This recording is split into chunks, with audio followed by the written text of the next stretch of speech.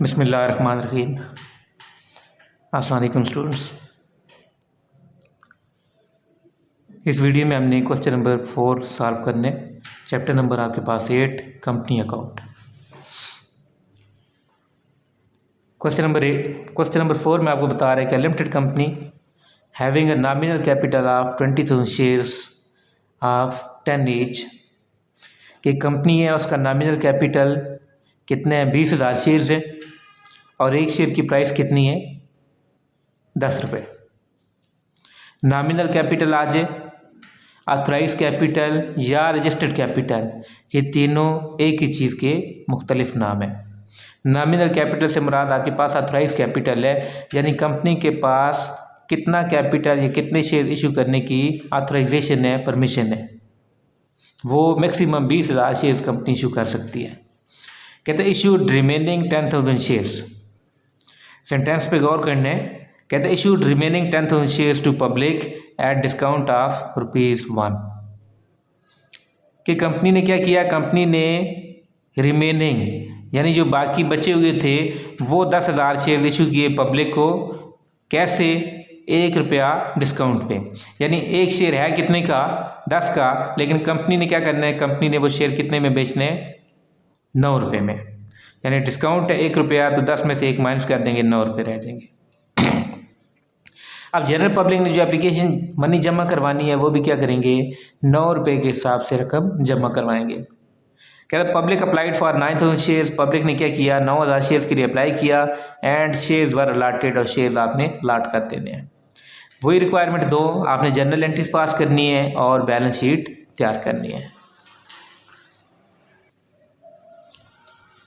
तो फॉर्मेट हमने बना लिया क्वेश्चन नंबर 4 का। फर्स्ट एंट्री आपके पास एप्लीकेशन रिसीव करने की आती है। आपके पास जो एंट्री बनती है वो बैंक अकाउंट डेबिट साइड पे, और क्रेडिट पे क्या आ जाएगा, शेयर एप्लीकेशन। डिस्काउंट उसने कितना बताया गया है,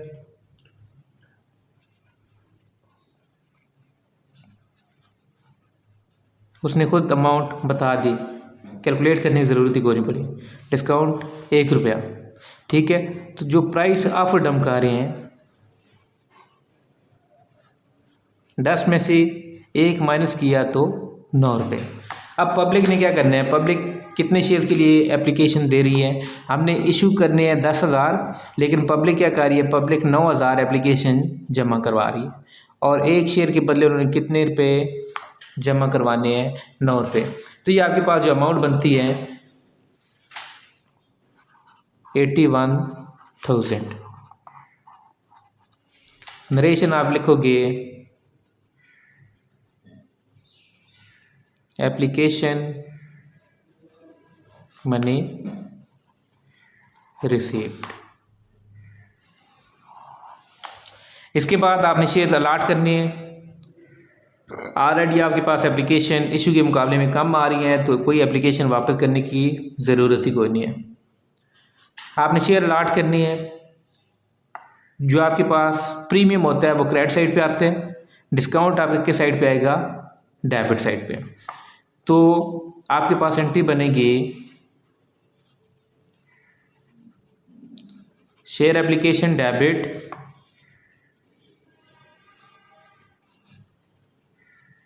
शेयर डिस्काउंट, ये भी डेबिट साइड पे, और क्रेडिट साइड पे क्या आ जाएगा, शेयर कैपिटल। आपके पास जितनी एप्लीकेशन आई हैं और जिस हिसाब से अमाउंट आपने रिसीव की है, 9,000 एप्लीकेशन आई, 9 के हिसाब से डिस्काउंट के सामने 9,000 और मल्टीप्लाई करोगे 1 के साथ, जितना एक डिस्काउंट आप दे रहे हो, और कैपिटल के सामने हमेशा ओरिजिनल वैल्यू 9,000 एप्लीकेशंस और एक शेयर की कीमत आपने कितनी ली, और जो ओरिजिनल अमाउंट है वो कितनी है, 10। तो आपके पास अमाउंट बनेगी 81,000 शेयर एप्लीकेशन के सामने, शेयर डिस्काउंट के सामने 9,000 और शेयर कैपिटल के सामने 90,000। नरेशन आप लिखोगे shares allotted at discount. At the end आपने टोटल कर देना है दोनों साइडों का। ये आपके पास टोटल बन जाते हैं दोनों साइडों का 1,71,000। आपके पास रिक्वायरमेंट 1 मुकम्मल हो गई। आपने रिक्वायरमेंट 2 बैलेंस शीट तैयार करनी है, उसका परफॉर्मा ऑलरेडी हमने तैयार कर लिया है।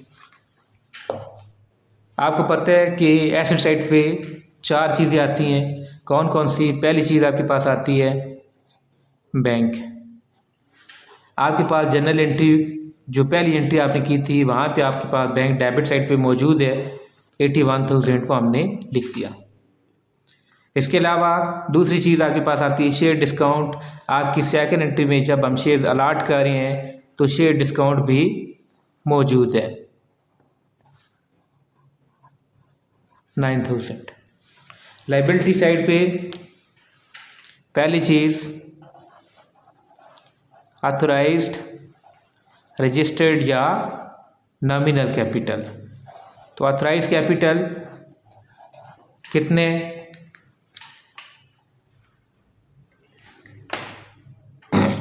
जो टोटल अमाउंट आपके पास बनेगी 2 लाख। नीचे आपने शेयर्स की डिस्क्रिप्शन लिख देनी है। कितने शेयर्स आपके पास बनते हैं? 20,000 shares at the rate of 10 each. इसके बाद दूसरे नंबर पे